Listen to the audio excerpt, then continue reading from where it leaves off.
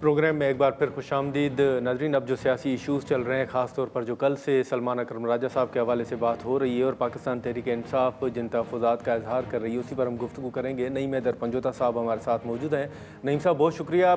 मैं ये जानना चाहूँगा कि कल से जो सलमान साहब की सोशल मीडिया पर एक वीडियो जिसमें वो काफ़ी गुस्से में नज़र आ रहे हैं, जो सवालों के जवाब दे रहे हैं और वो अपने इस्तीफ़े का भी जिक्र कर रहे हैं, उस हवाले से मैं आपसे जानना चाहूँगा कि क्या मामला हुआ है कि सलमान साहब एक तो तासुर ये दिया जा रहा है कि शायद वो अलीमा साहिबा के ऊपर भी नाराज़ हैं, इस्तीफ़े की भी बात कर रहे हैं। आपकी नज़र में ये क्या मामला है?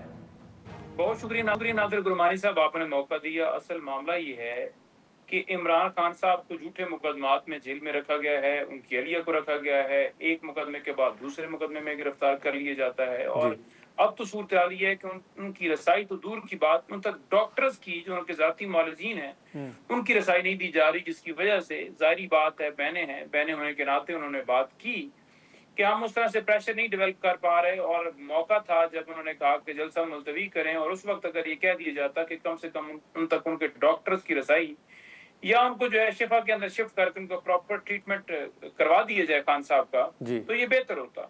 जिस तनाजर के अंदर जो है ये बात की गई कि आपने गलत फैसला लिया सियासी कमेटी ने, और सलमान अकरम राय साहब और बैरिस्टर गौर साहब किधर हैं, तो उसी तनाजर के अंदर फिर सलमान अकरम राय साहब ने बतौर सेक्रेटरी जनरल पार्टी की नुमाइंदगी करते हुए उन्होंने बताया कि किस तरह ये तमाम डिस्कशन हुई और बेहतर नहीं था कि उस मौके के ऊपर कोई किसी किस्म की डिमांड रखी जाती। ये अलग एक बात है कि हमारा मौका खान साहब को शिफ्ट करने के हवाले से पहले भी यही था, उस दिन भी यही था ठीक है। और आज भी यही है, और हमारा मुतालबा है कि इमरान खान साहब को शिफा में शिफ्ट किया जाए। हाँ। राय साहब उस दिन कराची थे। जाहिर बात है, मुख्तलिफ पार्टी के अमूर चीजें चल रही होती हैं, सेक्रेटरी जनरल हैं और बातें जाते हैं, हर दफा वो वहां मौजूद होते हैं। तो बहनें गुस्से में थी कि कुछ हो नहीं पा रहा, खान साहब तक रसाई नहीं जा रही, खान साहब का प्रॉपर ट्रीटमेंट नहीं हो रहा, जिसकी वजह से उन्होंने डेस्परेट होकर ये गुफ्तगू की और फिर राय साहब ने आगे से जवाब। तो आपके मुताबिक ये जो जलसा मुलतवी करने का फैसला हुआ है, ये इत्तफाक राय से नहीं हुआ, जलसा मुलतवी नहीं होना चाहिए था?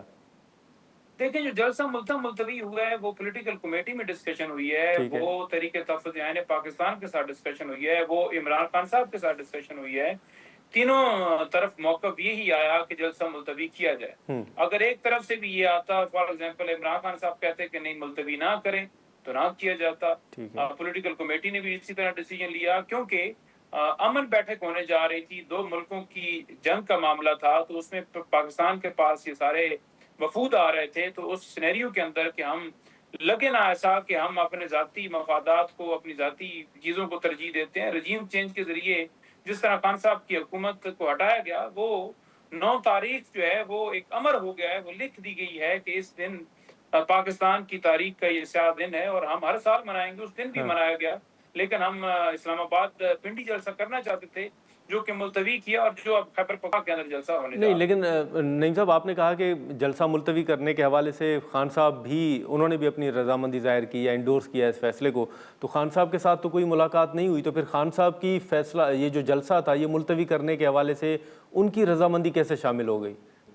देखिए, जो सलमान अकरम राय साहब ने बात की है वो ये की है कि सलमान सफ्दर साहब से बात की है उन्होंने, और सलमान सफ्दर साहब ने उन्हें बताया है कि खान साहब ने एंडोर्स किया है कि बिल्कुल इस जलसे को मुलतवी किया जाए।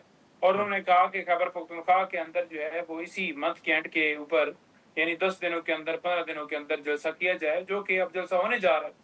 उसके बाद हम एजीके जा रहे हैं और वहाँ हमारा प्रोग्राम है। कल सुहेल अफरीदी से गुफ्तगू हुई और कयूम न्याजी साहब के साथ वो अमल बन रहा है। किस दिन तय होता है वो आपके सामने रख दिया जाएगा। स्ट्रीट मूवमेंट जलसा वहां भी करने जा रहे हैं और ये एक्टिविटी थमेगी नहीं। पूरे पाकिस्तान में ये जो लहर है तहरीक की, ये बढ़ेगी। तहरीक इंसाफ नाम ही इस चीज का लिए रखा गया था कि हम चाहते हैं कि पाकिस्तान में इंसाफ कायम हो, और ये तहरीक है। हमारी तहरीक के अंदर मुश्किलात जरूर हैं, लेकिन इंशाअल्लाह ताला हम अपनी मंजिल तक जरूर पहुंचेंगे। हमारे खान भी रहा होंगे, हम हकीकी आज़ादी की जदोजहद जो है वो मुकम्मल करेंगे, हासिल करेंगे। अच्छा, लेकिन नईम साहब, ये भी बताइएगा दो चीज़ें। एक तो बुशरा साहिबा की सेहत के हवाले से जो पीटीआई के तहफ़्फ़ुज़ात जो सामने आ रहे हैं, उस हवाले से बताइएगा। और दूसरा, इस वक्त जो सूरत हाल है, आप एक तरफ अपनी स्ट्रेटजी का फ़ैसले भी कर रहे हैं, ऐलानात भी किए जा रहे हैं हुकूमत को टफ टाइम देने के हवाले से, दूसरी तरफ इस वक्त जो मामलात हैं, ये जंग के हों या सिफारती सतह पर जो कोशिशें हैं, एक तासुर तो ये है कि जो पीटीआई के हवाले से मामलात हैं वो शायद अब पीछे चले गए। आप इस तासुर से इत्तफ़ाक़ करते हैं?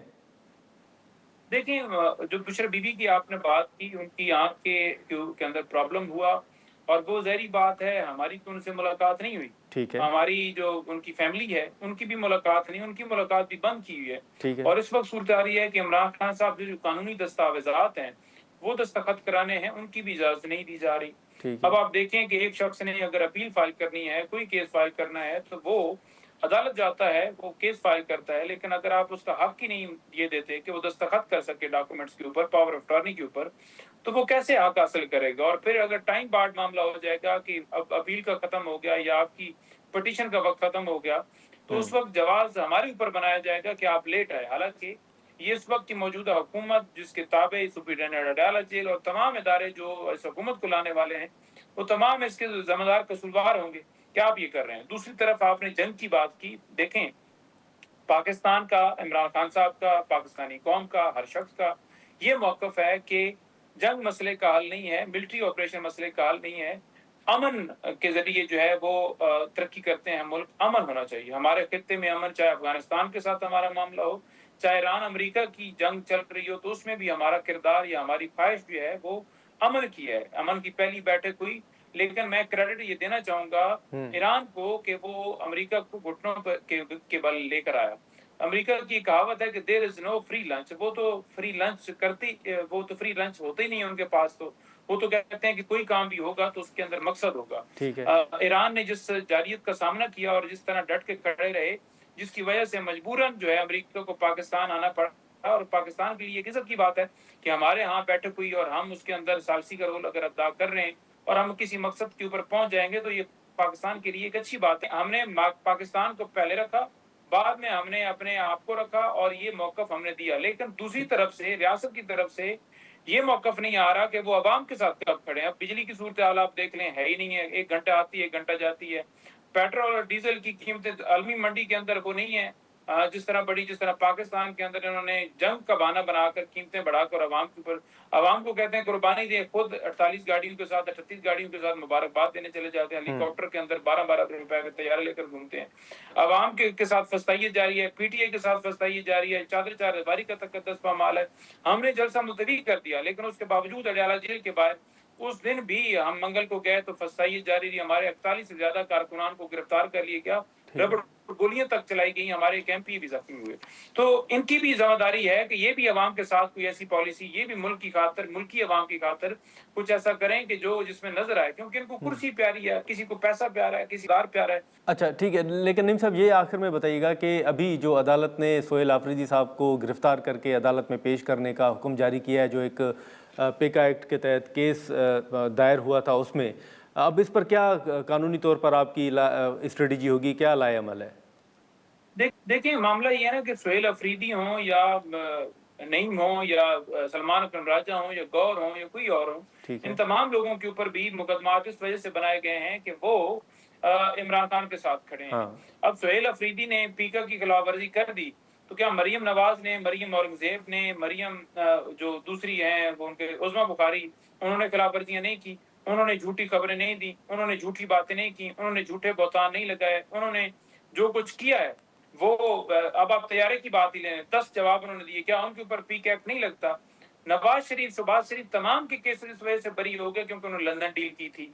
आपके सामने है कि एक शख्स के ऊपर फर्द जुर्म लगना था, दूसरे दिन उसको वजीर आजम बना दिया गया। तो ये जब सूरत हाल होगी, लाकानूनियत होगी, तो पाकिस्तान आगे नहीं बढ़ सकता। हम आज भी कहते हैं पाकिस्तान में सरमायाकारी नहीं आ रही, सरमायाकारी से पर उसकी सिर्फ वजह यह है कि कानून नहीं है। जब कोई सरमायाकार ये समझेगा कि उस मुल्क के अंदर कानून नहीं है, तो वो क्यों आपके पास सरमायाकारी करेगा? आप अपनी जदादें, अपने बैंक बैलेंस, अपनी सारी चीजें बाहर बनाकर लोगों को कहें कि वो पाकिस्तान के अंदर सारी चीजें लेकर आए, तो ऐसा तो नहीं होता। सबसे पहले आपको खुद कुर्बानी देनी पड़ती है कि आप अपनी सीट छोड़े और कहें जी कि अवाम ने जिसको मैंडेट दिया है वो मुल्क संभाले।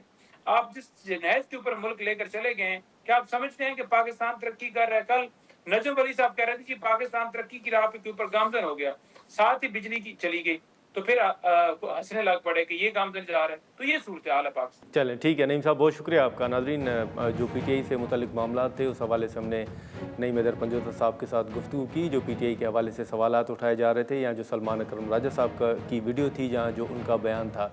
आज के प्रोग्राम में इतना ही, इजाज़त दीजिए, अल्लाह हाफ़िज़।